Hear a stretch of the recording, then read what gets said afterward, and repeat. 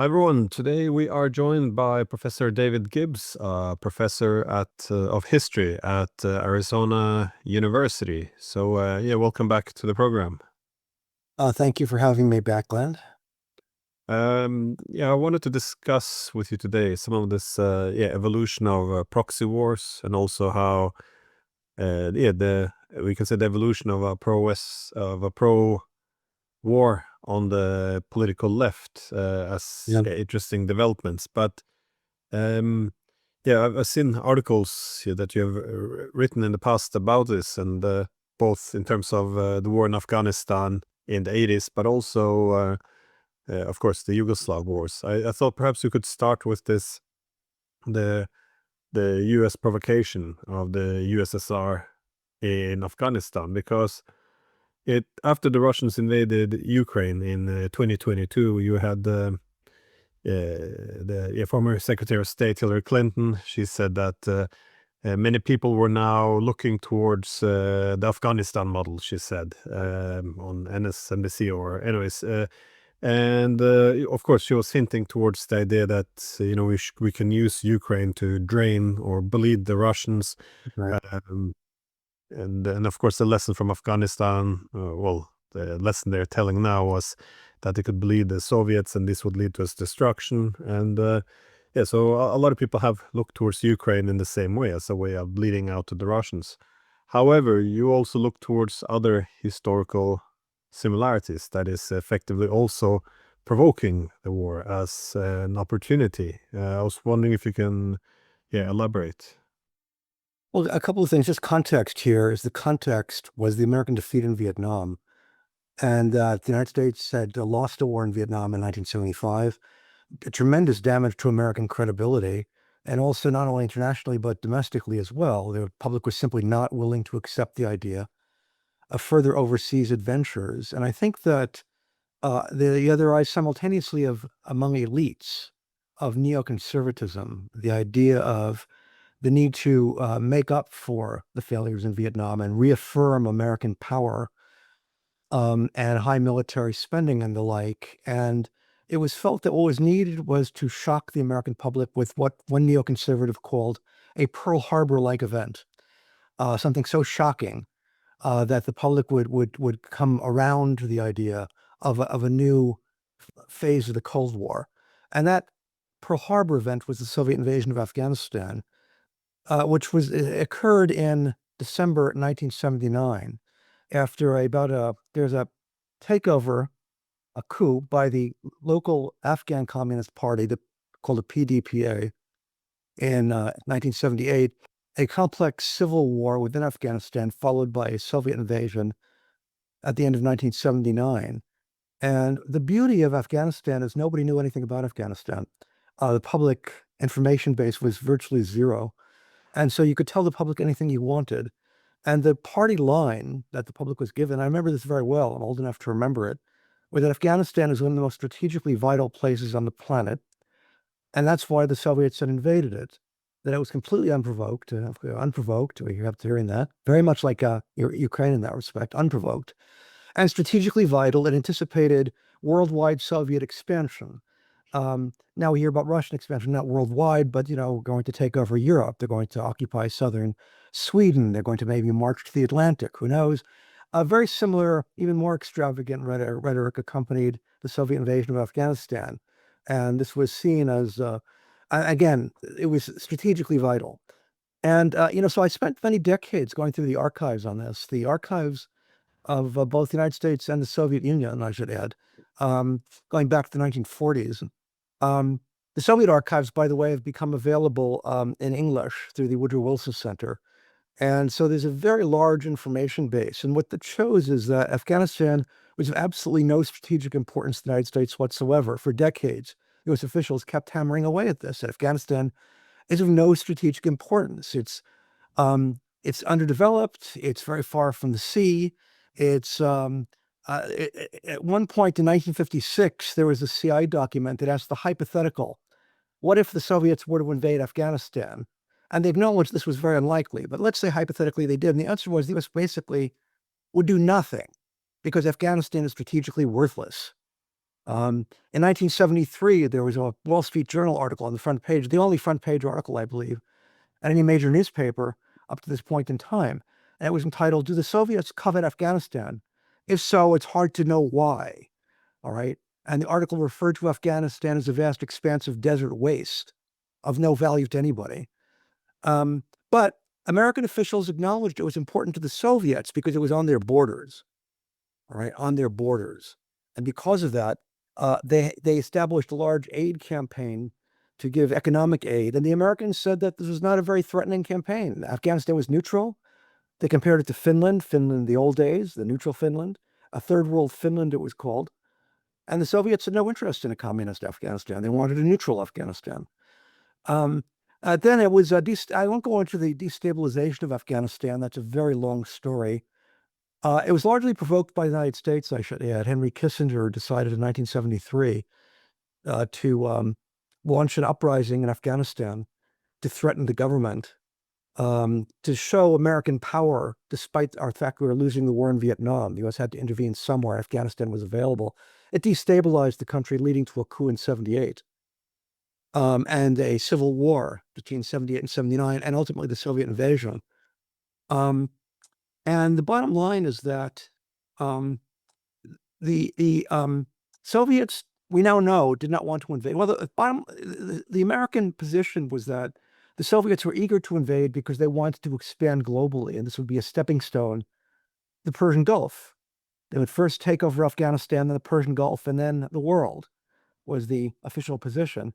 And nobody contested this because there was no real information in Afghanistan. And so it's interesting, by the way, a key player here in escalating the war in Afghanistan was the National Security Advisor to President Carter's Brzezinski, who for 25 years had been a political science professor at Columbia University, published extensively on international relations. And later on, as National Security Advisor, he insisted Afghanistan was strategically vital. What's interesting is over 25 years, there was virtually no mention of Afghanistan in any of Brzezinski's works, underscoring the fact that he didn't see that as a very important country.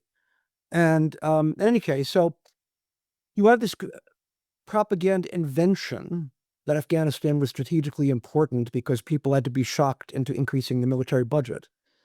And in any case, what happened, well, let me stop for a moment and see if you want to ask a question or interject something.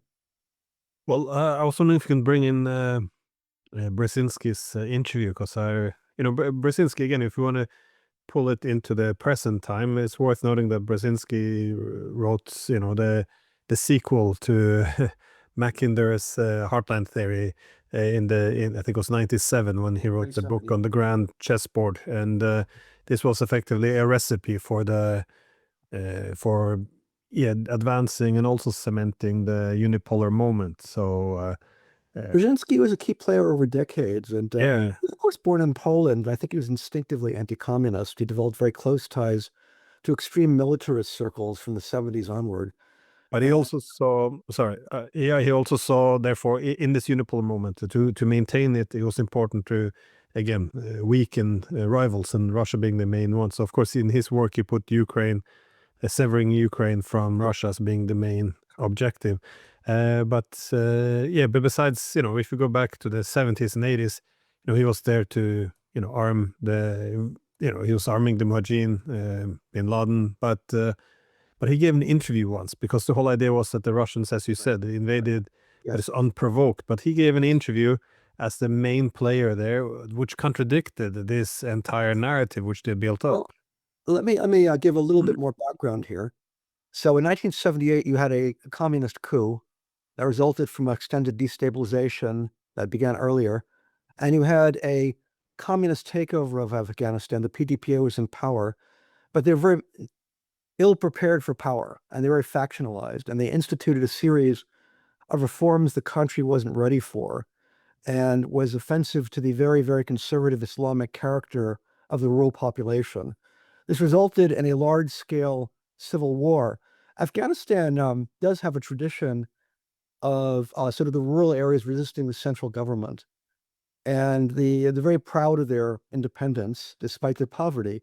And many people in Afghanistan, they didn't have heavy weapons, but gunsmiths in Pakistan produced copies of the World War I era British Lee Enfield rifle, and many Afghan males had Lee Enfields stored away.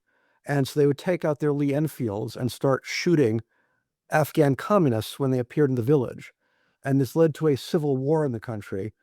A very unfocused, disorganized civil war. The people who opposed the government were called loosely the Mujahideen, but that wasn't a single group, it was many groups. And but nevertheless, it had popular support. The communists were not popular. They were very ill prepared for power. And so you had 18 months basically in which the Soviets were, again, we now know based on the documents, both Soviet and American documents, was that the Soviets were very lacking in control of the Afghan Communist Party. And they did not encourage, it's not even clear they wanted the Communist Party to take over. That's not clear at all.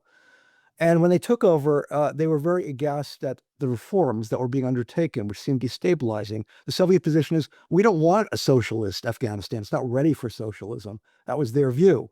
In other words, the image one had that Brzezinski presented was the Soviets were eager to make Afghanistan communist. They were eager to make it like Mongolia.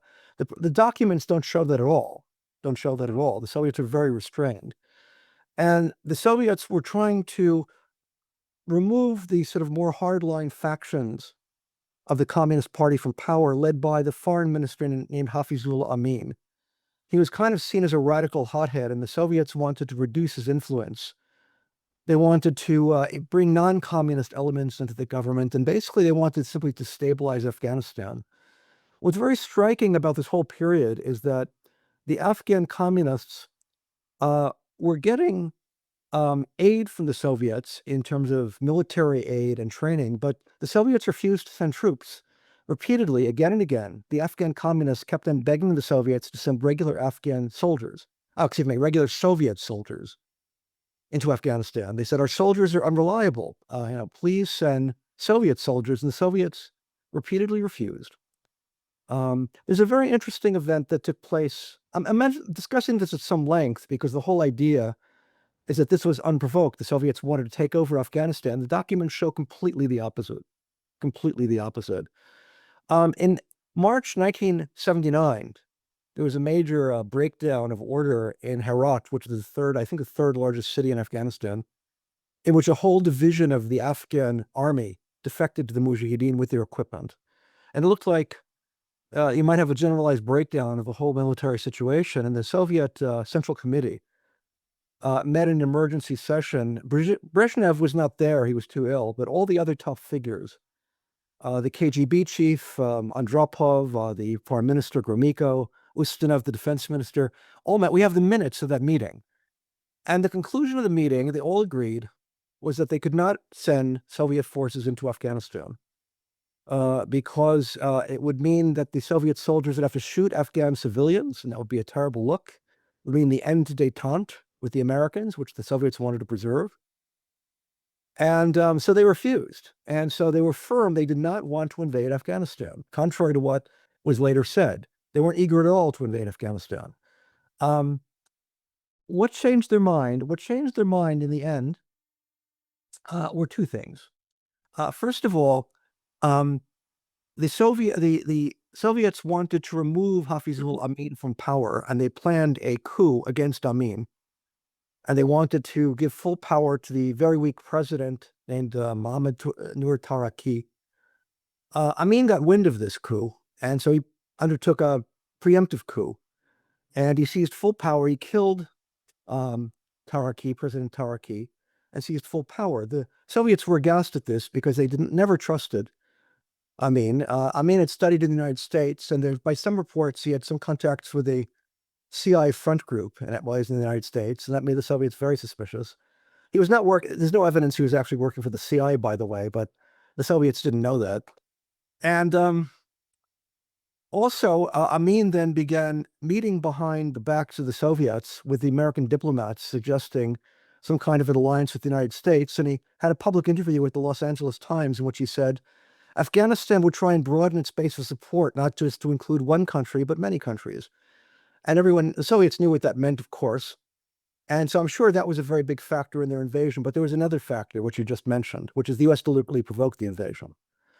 And the way they did that is that on July 3rd, 1979, President Carter signed what is called a CIA finding, a secret authorization to the CIA to give support, military support, non-lethal military support, which I think means everything but guns and bullets, to the Mujahideen for the first time, in secret. While officially the U.S. wasn't doing this and was denying that, the U.S. denied that they were giving this kind of support, and private they were giving it. It was not secret from the Soviets, however. Covert operations are rarely secret from the target country. And the Soviets, of course, found out about it, which was I assume intended. And I'm sure the combination of those two variables, the consolidation of power by Amin, combined with the American decision to back the Mujahideen, made the Soviets very paranoid. The Americans were thinking of establishing bases in Afghanistan or something like that on their borders. And that's when they decided to invade, I think. I'll give you a bit more detail on the American provocation here. Before I do so, just some chronology. The invasion occurred on Christmas Eve, 1979, when Soviets commando forces, Spetsnaz, were helicoptered into Kabul. They killed Amin. That was one of the first things they did, was to kill the head of the Communist Party, underscoring the fact the Soviets were not in control of the situation in Kabul. That's one of the reasons they invaded. And then they put in power an Afghan who was much more friendly to them, named Babrak Karmal, and Karmal signed an authorization for a full-scale Soviet occupation of the country, which lasted 9 years. All right. Now, a bit more detail on the American provocation. As you noted, Brzezinski in 1998 gave an interview with the French magazine Le Nouvel Observateur. It was published in French. It was later translated. I published a translation in 2000 in an academic journal, and it got some attention. And what this shows is Brzezinski more or less boasted, not once but repeatedly, that he deliberately provoked the invasion. All right. He did it intentionally because he wanted to get the Soviets involved in what he called the Afghan trap. He also said as to motive that he wanted to get revenge for Vietnam. The Americans were still very angry about losing a war in Vietnam, and they blamed it on the Soviets, who were backing, of course, the Vietnamese communists. I think another motive, which Brzezinski doesn't mention, is he wanted a Pearl Harbor moment to scare the public into supporting a generalized shift in foreign policy toward a new phase of the Cold War, which was achieved. Military spending increased. It's a myth, by the way, that the shift towards a new Cold War occurred under Reagan. It did not occur under Reagan. It occurred under Carter. And it was Afghanistan that gave the justification for it. And Brzezinski is boasting that he helped orchestrate all of this and admits more or less that he lied to the public. I remember at the time, the Soviets said that they were invading. They didn't say it was, they said we sent forces into Afghanistan to oppose U.S. and Western intervention in the country. And nobody believed them. I didn't believe them at the time, but it was true. The U.S. was intervening and lying about it, the public. This has been confirmed. The Brzezinski interview has been confirmed in a number of other places. Later on, a British historian named Jonathan Haslam at Cambridge University reported in a book that he had had dinner with a Lieutenant General, William Odom, who was the chief military aide to Brzezinski at the time. And what Odom told him, and he quoted in his book, was that Odom was the first one to brief Brzezinski on the invasion. And when he briefed Brzezinski on the invasion, the first thing Brzezinski did is he pumped his fist in the air like this in triumph and said, "They've taken our bait. They've taken our bait." Now, that's very clear what that means. So you have two different sources pointing in exactly the same direction, the Nouvel Observateur interview and the statements by Lieutenant General Odom. I might have finally, Brzezinski in his memoirs, and I published in 1983, talks about the invasion of Afghanistan with some degree of satisfaction that enabled a shift in policy in a hardline direction that he favored. And so all of these things, basically, we have multiple sources of information pointing, all of them, towards provocation, US provocation.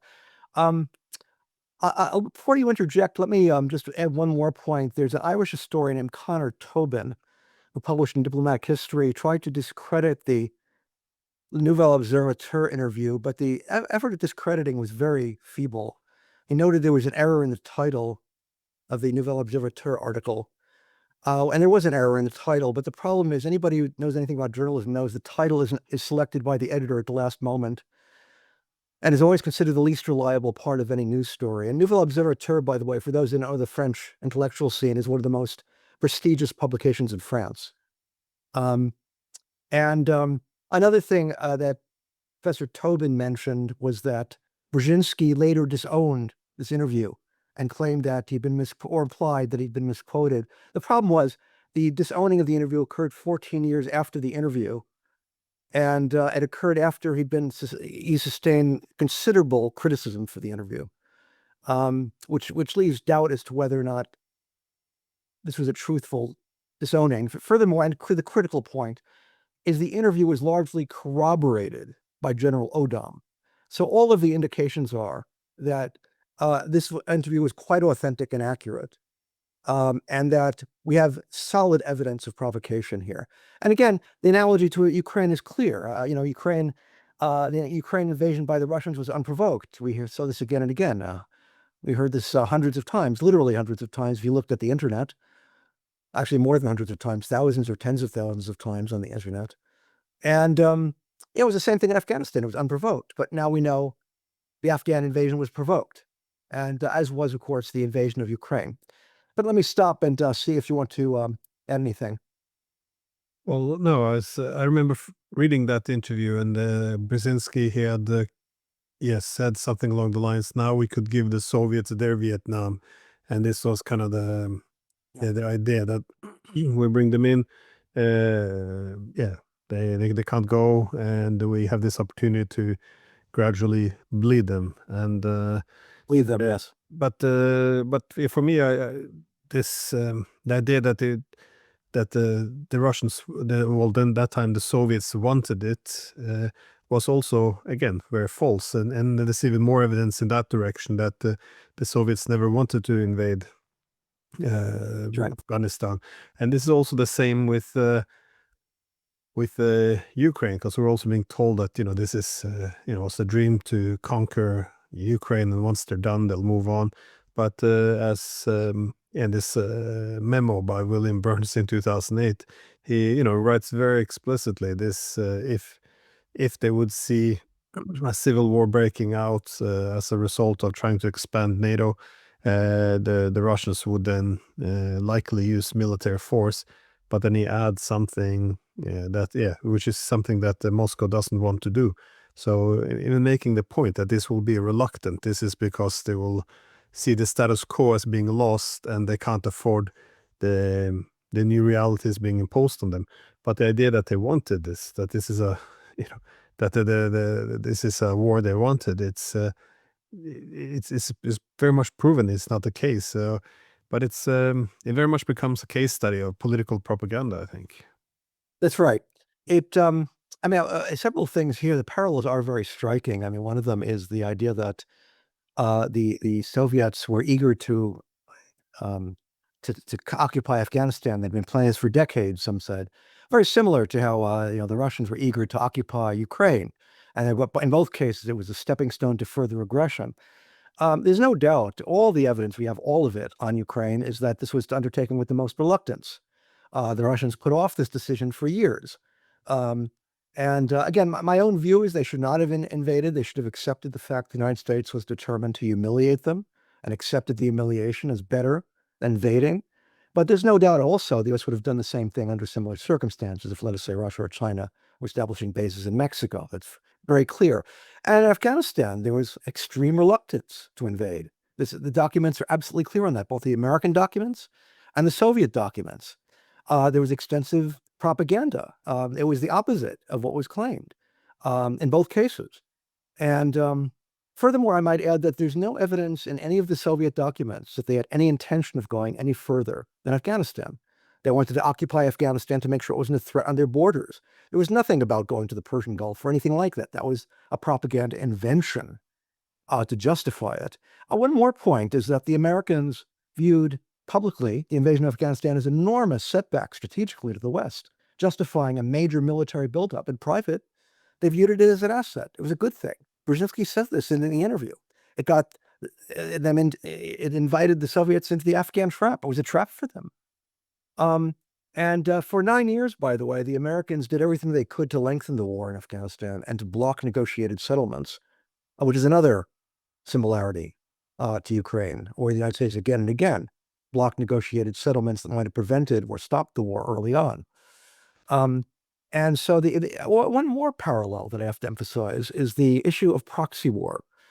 Up until Afghanistan, the United States was much more willing to use regular U.S. ground forces. Of course, in Vietnam, the U.S. sent in 500,000 regular soldiers into Vietnam. Now, Vietnam discredited the idea of regular ground war. The public would not stand for it. 58,000 Americans were killed. A lot more Vietnamese were killed, obviously, but in the United States, 58,000 Americans were killed, and that discredited the whole idea of future adventures based on regular American foot soldiers in combat zones. So instead, you had the doctrine of proxy war, let others do the fighting for us. Afghanistan was the first really large-scale use of this technique. And of course, we're seeing this play out as well in Ukraine. It's a proxy war. Americans aren't being killed, it's Ukrainians who are being killed. Very similar to what happened in Afghanistan. There's no doubt Afghanistan is very much a model for what the U.S. would like to have achieved in Ukraine, even if it didn't really work out so well for the Americans in the latter case. It's interesting, not history repeating itself, but how this became a formula, because you also had Neil Ferguson. He interviewed all these American and British military and political leaders after the Russians invaded, and he published this piece in Bloomberg in March of 2022, where he said, effectively all the British and American leaders were all telling him the same thing, that now that the Russians had been brought into Ukraine, the only acceptable outcome was regime change in Moscow. So this was an opportunity, and even wrote to bleed the Russians. So it was very much the same approach. You bring them in, and then you can just bleed them until you topple the government in Moscow. And what is so it's all the lying of not just the governments but the media as well, because all of this is available information, but yet everyone has to kind of repeat the same mantra that no, it was unprovoked, and we just want Russia to leave Ukraine because this is the only thing. We're just motivated solely by altruistic goals. We just want to help Ukrainians. But of course, I think a lot of this is falling apart when you don't, when you see majority of Ukrainians, for example, wanting an end and the Europeans do not. I want to ask about another war as well, unless you had something to add on Yugoslavia. Now it's on Well, there is something I do want to add. Now, I'll be real this quickly. You do want to pivot to Yugoslavia. I understand that. It's during the 1980s, there were efforts to bring about a negotiated settlement of the war. The United Nations appointed Diego Cordovez, an Ecuadorian diplomat, as the special UN representative to see if they could find a negotiated settlement. And Cordovez published his memoirs, and what he said is that fairly early on, I think by 83, before Gorbachev, the Soviet Union got tired of the war, and they realized this was a quagmire, and they wanted some face-saving means of pulling out that didn't look like a defeat. And Cordovez felt that his obligation was to end the war as fast as possible and see if he could find his face-saving means, because that would facilitate a Soviet exit. And he said the main impediment to this was the United States, and that publicly the American position was to get the Soviets out of Afghanistan and arming the Mujahideen with the objective of getting them out. Privately, what American officials were saying was they wanted to keep the war going as long as possible, to bleed the Soviets. That was the word they used, to bleed the Soviets and damage the regime. And, if hundreds of thousands of Afghans die for the cause, that's not a problem because it was not Americans dying. And so the Americans just kept on torpedoing efforts at negotiations. And again, publicly endorsing the negotiations, privately undermining them. And he said one of the reasons the war lasted so long was because of the American non-cooperation with the negotiations. And only by the late 80s, when there was a shakeup in the Reagan administration and some of the hardline figures were removed, particularly William Casey, who died of a brain tumor. He was the CIA director. He died of a brain tumor. And some of the others had scandals and were moved during the scandal. Only then was a negotiated settlement achieved. And, the war went on for almost a decade. It permanently destabilized Afghanistan, and the country has never recovered from it. So Afghanistan paid a high price. You might say, from Brzezinski's standpoint, the Americans won, except for one thing. It destabilized Afghanistan so badly, this was the incubation point for al-Qaeda, leading to further destabilization, led to another occupation by the Americans of almost 20 years of Afghanistan, the longest war in American history by some accounts. It helped bring about the war in Iraq. It helped destabilize Syria indirectly because of the war on terror. Actually, the war on Syria helped basically destabilize Europe by bringing waves of immigrants, leading to Brexit. And so you had all these decade after decade of blowback from the initial decision to destabilize Afghanistan in 1979. So you could say the Americans lost significantly by this. Brzezinski might have fantasized that the U.S. won the war, but in the long term, the U.S. did not win the war. The U.S. lost. Well, to pivot to Yugoslavia, I thought it also had a lot of the similarities to the present, and of course, one can begin with the maybe the sabotage of peace. Now, of course, the Yugoslav War had, we mainly focus on Bosnia and Kosovo. We can stick to the 99 Kosovo era, but a key event was at Rambouillet, the peace agreement which was made, which was not made, because I remember even there, Kissinger, he had a comment something along the lines that we were looking for an excuse to bomb, so setting the conditions at a level which they knew the Serbs would not be able to accept. But do you see any other similarities with between the Yugoslav wars and the present war in Ukraine? There are a lot of similarities, clearly. The important one here is, along with Afghanistan, it helped legitimate the idea that U.S. intervention and war in general is a good thing. It serves humanitarian purposes. And in Afghanistan, it helped the brave Mujahideen freedom fighters expel the Soviet invaders, which was a good thing, according to the narrative. In Yugoslavia, first in Bosnia-Herzegovina and then in Kosovo, U.S. intervention protected ethnic minorities from persecution. It protected women from rape and sexual abuse. It helped later on overthrow the dictator Slobodan Milosevic. That was achieved in 2000. So it had all these positive effects. And that war was really the only way. And one more thing that's very important here, again, is the disparaging of negotiations publicly. In Afghanistan, this is done privately. In Yugoslavia, it was public. We had a narrative, and the narrative was Milosevic was so evil. There are men out there who are so evil, with names like Milosevic, Gaddafi, later on Putin, that you can't negotiate with them. Negotiating with them, first of all, is impossible because they're like Hitler. You couldn't negotiate with Hitler, and these people are the same as Hitler. But more importantly, negotiating with them is immoral because that's compromising with evil. And compromising with evil is what you defeat evil militarily, is what you do. Compromising with evil is itself a form of immorality. That's how it was presented. And many, I think, well-meaning people bought into this narrative. It was very popular on the political left. I was very struck by how, first in Afghanistan and even more dramatically in Yugoslavia, the left moved from anti-war and anti-intervention to pro-war and pro-intervention.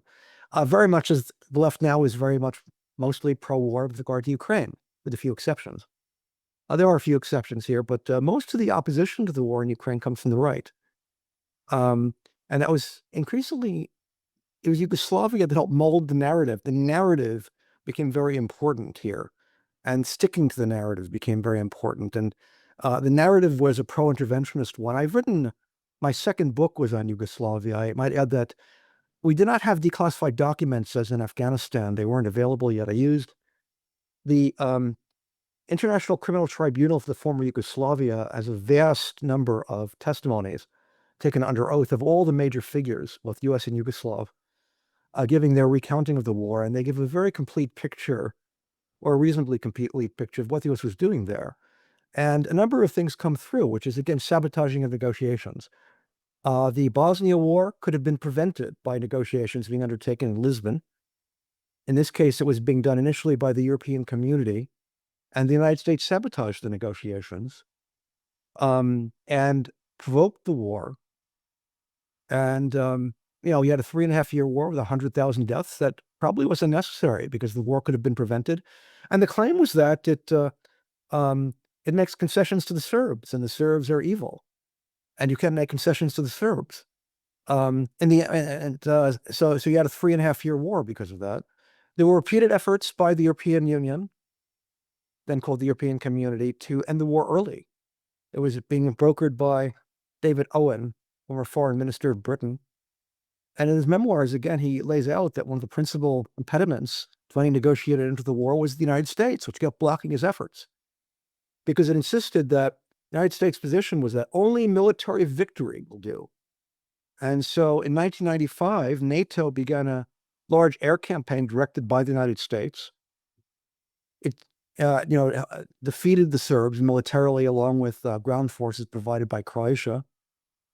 And then and only then was the United States willing to allow for negotiated settlement on American terms. The negotiated settlement was remarkably similar to what the Europeans had been proposing for years, and could have been settled earlier. But I think what the Americans wanted was something to justify NATO and give a new lease on life for NATO. NATO didn't seem to have any purpose after the Cold War, and now it had a new purpose. It had a military victory. No one was talking anymore about NATO's irrelevance. The Europeans, during the 90s, people forget this. There was a remarkable degree of independence by the Europeans, and there was a significant initiative led by France and Germany to make the European Union an independent player in international relations, independent of the United States, as a check at American unilateralism. And the U.S. made every effort to block this. And it was in Yugoslavia that they achieved this objective. And Kosovo was a second iteration of this. Again, there were negotiations led by Britain and France that aimed at a peaceful resolution of the Kosovo War. And the United States torpedoed those efforts. And it led to a 78-day air war, more intense than the one in Bosnia, led by NATO, defeating the Serbs. And the peace agreement was remarkably similar to what France and Britain almost achieved in their peace negotiations. But what the United States wanted was a military victory. And again, it undermined European efforts at independence and demonstrated that NATO is the only game in town. I think it was after the Kosovo War that Europe gave up completely on independence and decided if you can't beat them, join them. And, France resolved that it would have to rejoin fully the NATO integrated military command that it had left in 1966, which it did. I think Sweden and Finland began gravitating towards ending their neutralism completely. And, so it set, I think, Europe on the road to becoming a full vassal of the United States, which is what it is today. And it was Yugoslavia that achieved that. And Yugoslavia also just gave a very good name to war. The political left, after this, mostly loved war, and gave up its anti-interventionism. Let me see if you want to interject any comment there, Glenn. Well, just that it was a nice introduction, the Yugoslav Wars, to the era of a liberal hegemony, as you said, when the political right seeking hegemony, with neocons at least, seeking hegemony, with the political left seeking to defend liberalism and humanitarianism. And so you saw in these wars, they came together hand in hand, and in support of the good wars. This is, for me, this is it's not. Well, one of the reasons where there were good wars was also the assumption that there would be support, that we were actually standing on the side of the people. And I thought this was fascinating, because no longer are we at war with countries, we're at war with bad leaders. And That's right. you saw this with Milosevic. We're just fighting Milosevic, and then we're just fighting Saddam Hussein, just Gaddafi. Now, we're talking about fighting Putin. I mean, it's very, I'm thinking, if you would, this whole explanation of wars, this is how you would explain a conflict to a small child. It would be, well, over here, the reason why we have conflict is because there's a bad man over there. If we remove the bad man, then there will be peace. And, also everyone will thank us, because even the people we're fighting. And this kind of, radicalism is now become just accepted by everyone, and it's kind of strange because you strip every conflict of competing national interest. You strip them of all complexity, and you end up with this, good guys versus bad guys. We're just here to fight for freedom and rights, and over there is just this really, really bad man. And it's well, again, connecting it to the current war in Ukraine is the same thing. We keep talking about Putin, but there's a country, Russia. We don't have a Putin problem. We have a problem with Russia. Russia, there's no other leader, I think, that would act in any different ways than Putin is now.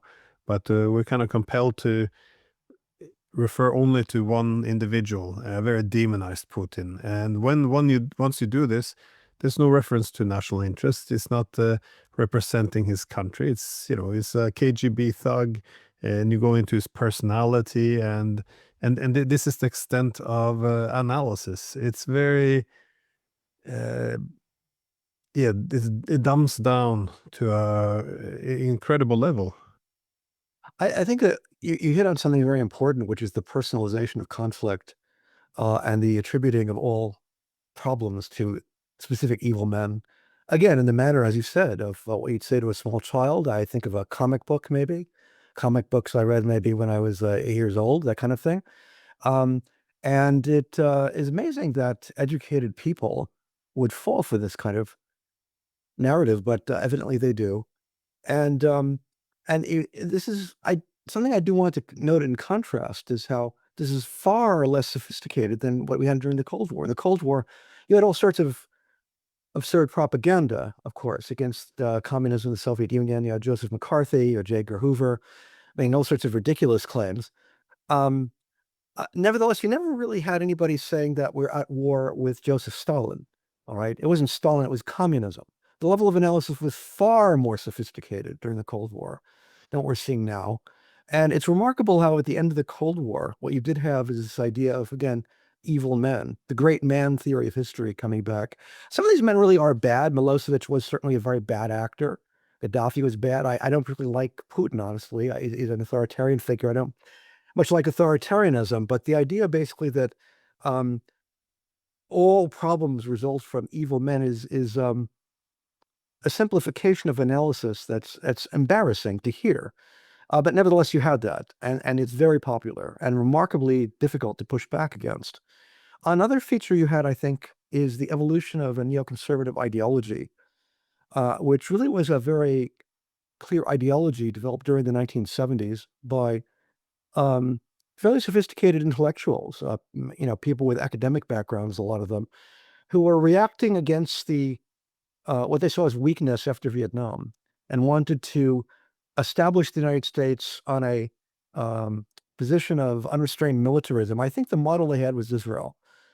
Israel basically unapologetically uses force.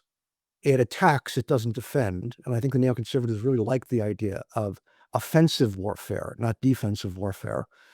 Um, and Israel, not completely, but mostly disparages negotiations. Israel relies on force, and the United States too should rely on force. Making Israel a model for what the US should be, I think that was a neoconservative idea all along. John Mearsheimer takes the view that the Israel lobby is responsible for this, and there's no doubt he's written an excellent book, co-authored an excellent book on the Israel lobby. That's part of the picture, but I think another part of the picture is the Israel lobby essentially has become the US government. The neoconservatives became increasingly influential in the US government, and that's the Israeli idea in the US government, you might say. And that was their model. And this was gradually, Afghanistan was the first test case for neoconservatism, using total victory basically as an objective, disparaging negotiations, provoking war, lying to the public about it. All of these things were done very consciously and cynically. Brzezinski was very much the neoconservative camp. And now we're seeing it again. It's played out again and again. The war on terror, we saw this. We saw this in the overthrow of Gaddafi. It's very influential in both parties.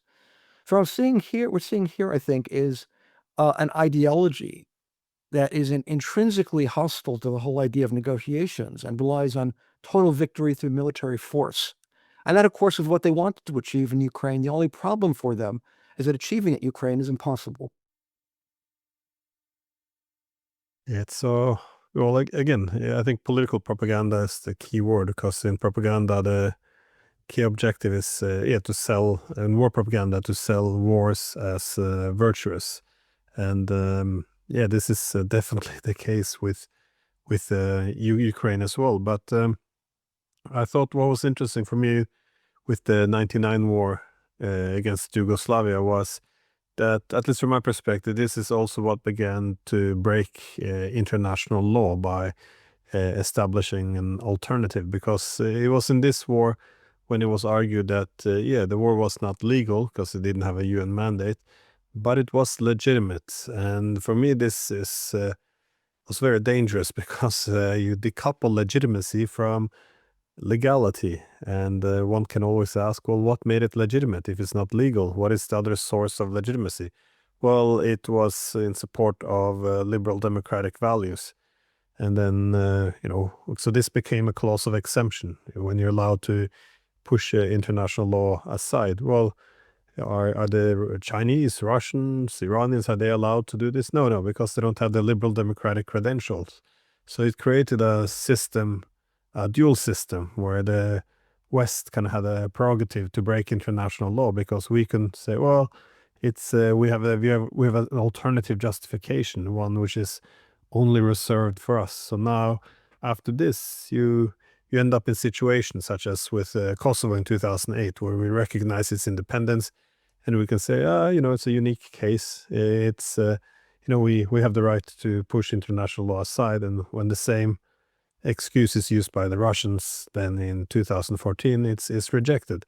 The same, the Russians also couldn't claim humanitarianism as a excuse for intervening in Donbass, for example. So it's a very, I think for me, this, in 1999, this became a key moment, which began to, I guess, unravel the whole concept of having common rules. The British historian E.H. Carr said back in the 1930s that he wrote how, great powers always feel it's their entitlement to define morality, and they always see a moral purpose to their assertion of power. That's just a normal thing. Britain had the white man's burden. They didn't conquer half the world out of self-interest. They did it out of altruism. France had the civilizing mission, same thing. This is a very common rationalization for great power exertion of force. What is very interesting, though, is how in private there was a more or less open cynicism about this. One illustration of this is in 1999, as the U.S. was preparing for war in Kosovo. They wanted to get the British on board. And again, even Britain was much more independent in those days than it is today. And the British Foreign Minister Cook told Madeleine Albright, the Secretary of State, that the British were quite wary about this idea, since it would not get UN Security Council approval. And he said, our lawyers think that would be illegal. And Albright responded, well, then why don't you get new lawyers? Right? That's what we would do. Indicating the United States has no respect for international law. It's just a mere nuisance. It's a triviality to be disregarded. And, when questioned about the moral basis of this, there was a lot of self-righteous language. But was it really moral to torpedo negotiations and to start a war that was unnecessary and to get people killed, thousands in Kosovo and tens of thousands in Bosnia, when negotiations would have likely solved the problem without war? Is that really a moral basis? It would seem very unlikely. But nevertheless, again, there's what's very striking here is the U.S. doesn't like accountability. See, if you have to go through the United Nations, there's accountability there. If you have to respect international law, there's accountability. But the U.S. doesn't like accountability, which is only natural after all. If you have power, you have every reason to want to dispense with accountability. Nobody likes accountability after all. And that gives you the ability, if you have power, to simply do whatever you want. And that's the U.S. position, that we should be able to do whatever we want. And we get to define it as moral because we have power. In effect, that's certainly what the U.S. did in Yugoslavia, and that's what the U.S. is doing now in Ukraine. Well, this is the problem with international law. The whole principle, at least according to UN Charter, is, well, from a more political realist perspective, is that has to be mutual constraint for international law to work, because international law entails giving up some of your own foreign policy options in return for reciprocity, thus predictability. But if no one can constrain you, but you can constrain others, then why would you accept the international law based on the principle of mutual constraint? This is why it was common to expect under hegemonic orders for international law and rules to be changed to a system where, again, constraints remains on others, but it's reduced for yourself. And I think this is what you see with the so-called liberal international order, which is, or the liberal international, the rules-based international order, in which you can pick and choose between which principles you follow.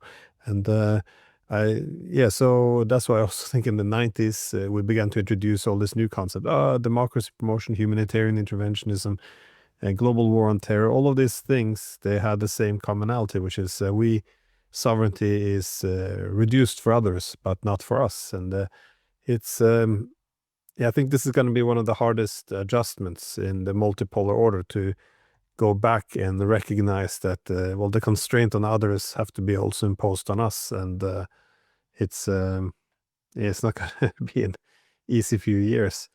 And before we wrap it up, do you have any other thoughts about how either Afghanistan or Yugoslavia can link up to the current one? It's something that my whole career I've been fascinated by, is the rise of a pro-war left, which is where I come from. And in the 1970s, during the Vietnam War, after the Vietnam War for an extended period, the left was very anti-interventionist. You had a very neat split between left and right on foreign policy. The right was interventionist and militarist. The left was anti-interventionist and anti-militarist for the most part. And it was a clear-cut difference. This began to break down in Afghanistan, and it really broke down in the 90s during Yugoslavia. And you began getting what they're called liberal interventionists, which are essentially the same as neoconservatives, but on the political left. And by the left, I mean the mainstream left, the Democratic Party, Socialist Party in France, Social Democrats in Germany, but also the activist left, people further left, began to talk in positive terms about interventionism as a good thing, as many of them do now in Ukraine. And so you really had a transformation. The left had been somewhat of a check, at least publicly, in terms of public discussion, on the idea of basically unrestrained militarism, at least in terms of public discussion. And that restraint was gone because the left became a cheering squad for intervention. We don't intervene enough. We should intervene more, many of them said. Many on the left said we should have intervened in Darfur. We should have intervened in Rwanda. We should have done more intervention. So I think that this is something, basically, the narrative structure of how these wars were sold to the public transformed political discussion in a way there was no going back, and it's still very much with us today. Yeah, no, this is again, in the past you had political left often arguing for peace being the absence of war, so pursuing non-violent solutions to conflicts or diplomacy, all of this. These days, it looks as if they still consider themselves to be part of a peace movement, but instead, not to oversimplify, but that peace now depends on essentially bombing bad guys, and they're taking them out. So again, so they kind of been drawn into this good war story as well. And I see this with the Ukraine war as well. They see it as deeply immoral not to send weapons into a conflict zone. It becomes deeply immoral to legitimize the opponent by talking to them. So I think it's interesting how the peace movement in general has been captured, to the extent that people now believe that peace is just to send more weapons and defeat evil. It's a morally self-righteous language has come to define the left's view on foreign policy, that moral self-righteousness seems like a justification in and of itself. Oh yeah, Professor Gibbs, thank you so much for your time. I hope you can come back again. Yes, I'd like that. Thank you.